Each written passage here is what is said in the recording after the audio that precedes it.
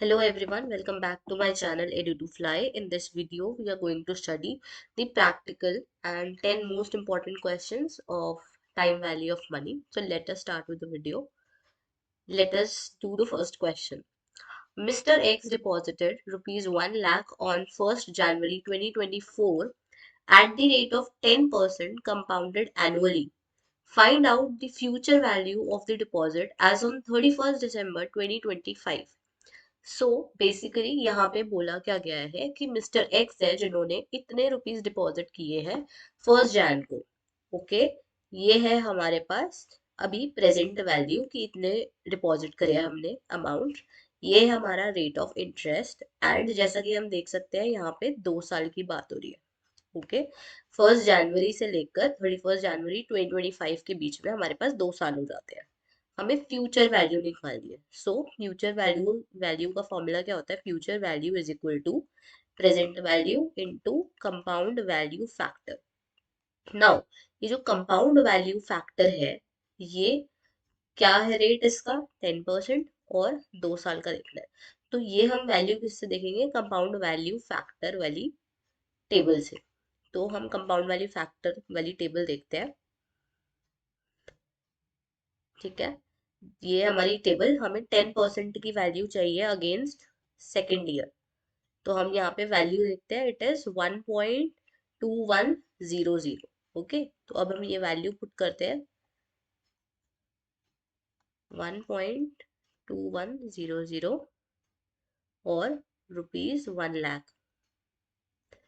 ठीक है, ये हमने यहाँ पे वैल्यू पुट करी and now what we'll do is we'll multiply these two, which will come as 121,000।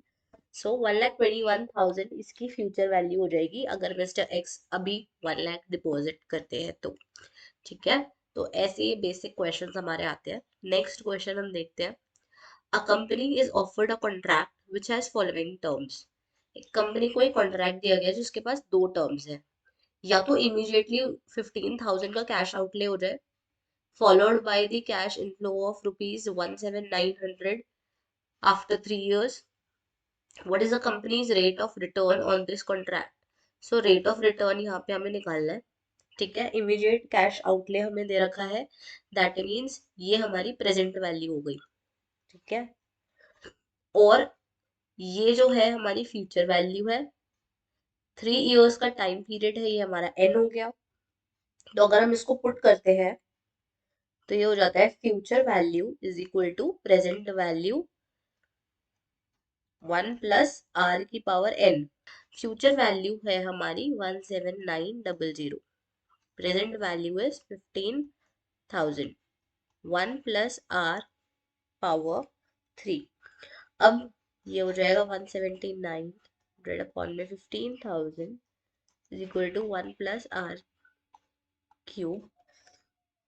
अगर हम इसको डिवाइड करते हैं तो ये हमारा आता है 1.193 इज इक्वल टू 1 + r⁻³। ठीक है, तो हमारा ये वैल्यू आ गई 1.193। अब हम देखेंगे, क्योंकि ये फ्यूचर वैल्यू से रिलेटेड है, तो हम कौन सी टेबल देखेंगे? CVF table. सीवीएफ टेबल में हम 3 इयर्स के अगेंस्ट देखेंगे कि 1.193 के क्लोजेस्ट वैल्यू क्या आ रही है। ठीक है, कौन से रेट ऑफ इंटरेस्ट पे आ रही है। So let us again see the CVF table. Third year की बात हो रही है, तो let us start with this. ठीक है, थर्ड ईयर में देखना है 1.193 के, बिल्कुल ये देखो 6% देखते हैं और 7% देखते हैं। 7% थोड़ा ज्यादा हो रहा है, 6% बिल्कुल अप्रोक्स आ रहा है। हमारी वैल्यू थी 1.193 और यहाँ पे आ रहा है 1.19। सो बिल्कुल अप्रोक्स हमें रेट ऑफ इंटरेस्ट कितना मिल गया? 6%। So our answer would be, rate of interest would be 6% per annum. Okay, या तो 6% हो सकता है या तो स्लाइटली बिल्कुल थोड़ा सा 6% से ऊपर हो सकता है। Okay, this is the approx value.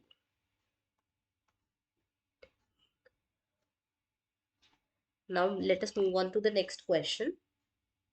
A 4 year annuity, यहाँ पे हमें ध्यान रखना है कि एन्युटी की बात हो रही है, of rupees 3000 per year is deposited in a bank account that pays 9% interest compounded annually. The annuity payments begin in the year 12 from now. अब से 12th ईयर में स्टार्ट होगी एनुइटी की payment. What is the future value of the annuity? So यहाँ पे हमें बात करते हैं फ्यूचर वैल्यू की. हमें पता है एनुइटी वाला फॉर्मूला कि जितना भी एनुइटी का अमाउंट होता है, एनुइटी का अमाउंट इनटू सीवीएएफ वाली टेबल देखते हैं, एंड रेट ऑफ इंटरेस्ट और नंबर ऑफ ईयर्स के हिसाब से. तो यहाँ पे हमारे पास रेट ऑफ इंटरेस्ट है 9%. ठीक है. यहाँ पे नंबर ऑफ ईयर्स है हमारे पास 4. ठीक है. n is equal to 4. And क्योंकि यहाँ पे 4 ईयर एनुइटी बोली है तो नंबर ऑफ ईयर्स 4 हो गए. And we have future value as annuity का अमाउंट है 3000 इंटू सीवीएएफ वाली टेबल में हमें देखना है. सीवीएएफ वाली टेबल में हमें देखना है 9% के अगेंस्ट 4th ईयर की वैल्यू. ठीक है. So let us open the CVF table. 9% and 4th year की value is 4.5731. ओके. सो हमारे पास वैल्यू आ गई 3000 इंटू 4.573. हम इसको राउंड ऑफ करके इतना ही ले लेते हैं. तो ये हमारा अमाउंट आ जाएगा ₹13719. ओके. तो ये फ्यूचर वैल्यू होगी. अब कुछ बच्चों को यहाँ पे डाउट होगा कि यहाँ पे लिखा हुआ था annuity payments begin in the year 12 year from now. So यहाँ पे ये जो फैक्ट लिखा है कि 12 ईयर में स्टार्ट होगी अगर, तो 4 साल बाद मीन्स 4/15th ईयर में उसकी खत्म होगी एनुइटी पेमेंट. तो ये जो फैक्ट है ये इररेलेवेंट है क्योंकि जो टेबल वैल्यूज है वो कंपाउंड होते जाती है अपने आप ही, क्योंकि हम 4 साल की वैल्यू ले रहे हैं तो अपने आप ही सीवीएफ वाली टेबल में वो कंपाउंड हो जाता है. तो हमें इसको कंसिडरेशन में नहीं लेना है. हमें क्या क्या दिया हुआ था, एनुइटी का अमाउंट दिया हुआ था, हमें नंबर ऑफ ईयर्स दे रखे थे, हमें रेट ऑफ इंटरेस्ट दे रखा था, तो हमें उस पर ध्यान देना है. Okay. Future value of annuity हमने निकाल दी. Next is find the present value of ₹50,000 to be received at the end of 4 years. So this is what हमारी future value. This is n at 12% rate of interest. This is the rate of interest. Now बहुत ध्यान से देखना, हमें यहाँ पे compounded quarterly दे रखा है. ठीक है. नॉर्मली क्या दे रखा होता है, कंपाउंडेड एनुअली. यहाँ पे क्या दे रखा है, कंपाउंडेड क्वार्टरली. सो कंपाउंडेड क्वार्टरली का मतलब होता है कि हमारे जो नंबर ऑफ पीरियड्स हैं वो अलग हो जाएंगे. तो ये हमने पिछली इंट्रोडक्शन वाली वीडियोस में देखा था कि हमारे जो नंबर ऑफ पीरियड्स है अगर क्वार्टरली वाली चीज में डिवाइडेड होते हैं तो एम होता है उसको. एम क्या होता है यहाँ पे क्वार्टरली में, 4. ठीक है. तो हमें ये निकालना है. So let us start. तो हमारे पास प्रेजेंट वैल्यू का फॉर्मूला क्या होता है, future value into present value factor, rate of interest and number of years. पर यहाँ पे ये ध्यान रखना है कि कंपाउंडेड क्वार्टरली है तो जो रेट है वो 4 से डिवाइड हो जाएगा और जो ईयर है वो 4 से मल्टीप्लाई हो जाएगा. तो यहाँ पे आएगा 50,000 इनटू पीवीएफ ऑफ, रेट था 12% डिवाइड बाय 4 दैट इज 3%, और नंबर ऑफ ईयर्स कितना हो जाएगा हमारे पास 16. तो हम यहाँ पे पीवीएफ टेबल देखते हैं और पीवीएफ टेबल में 16 और 3% की वैल्यू देखते हैं. 3% 16 which is 0.6232. ओके. सो अगर हम इसको देखें 0.6232 से मल्टीप्लाई करें 50,000 को, 50,000 इंटू 0.6232, तो ये आएगा हमारा 50,000 into 0.6232 which is equal to rupees 31,160. ठीक है. तो ये वाला क्वेश्चन हो गया. Now moving on to the next question. इसमें हमने बोला है calculate the compound value when ₹1000 are invested which is present value. 3 years के लिए इन्वेस्ट किया है, interest on it is compounded 10% semi annually. तो हमें कंपाउंड वैल्यू निकालनी है, दैट मीन्स फ्यूचर वैल्यू निकालनी है. प्रेजेंट वैल्यू इनटू में CVF, rate of interest and number of years, but यहाँ पे क्योंकि सेमी एनुअली है, सेमी एनुअली में नंबर ऑफ पीरियड्स होते हैं 2, तो ये 2 से मल्टीप्लाई हो जाएगा और ये 2 से डिवाइड हो जाएगा। तो ये हो जाएगा 10,000 इंटू में CVF, रेट ऑफ इंटरेस्ट हमारा 10% divide by 2 which is 5%, and number of years हो जाएगा हमारा 3 2 6। तो ये हो जाएगा 10,000 इनटू, अब हमें CVF टेबल में 5% और 6 ईयर की वैल्यू देखनी है, 5% एंड 6th ईयर, ये 6th ईयर एंड 5% की वैल्यू इज 1.3401। ठीक है, so let us put the value 1.34। Okay, so ये हमारा हो जाएगा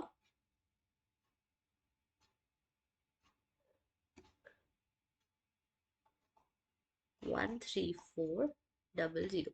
ओके, सो ये अमाउंट हमारा हो जाएगा। अब बहुत सारे बच्चे कहेंगे ये पूरी वैल्यू तो 3410 या 01 थी, बट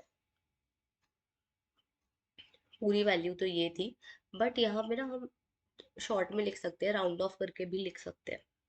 ठीक है, क्योंकि हमेशा जो ये वैल्यू आएगी ये अप्रॉक्स में आती है value. Okay, moving on to the next question. So जो ये हमारा नेक्स्ट क्वेश्चन है, इसमें है a company offers a refund an amount of ₹44650 at the end of 5 years for a deposit of 6,000। हमने 6,000 की डिपॉजिट करी थी एनुअली। ठीक है, तो ये जो 6,000 की एनुअल डिपॉजिट हमने की है, उस पे हमें रेट ऑफ इंटरेस्ट निकालना है कि कितना रेट ऑफ इंटरेस्ट कंपनी ने ऑफर किया है।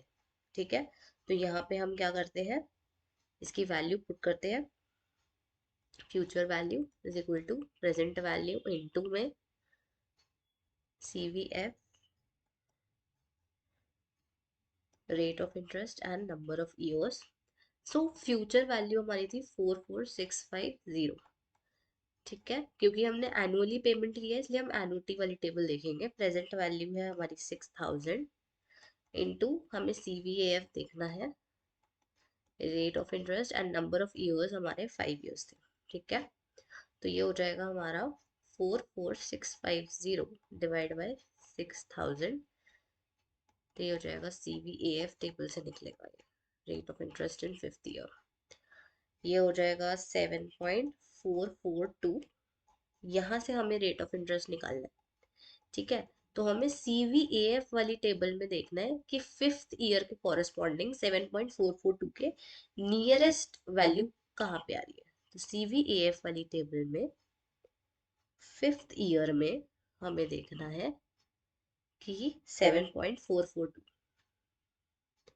7.442 इसमें नहीं है, नेक्स्ट देखते हैं। ओके,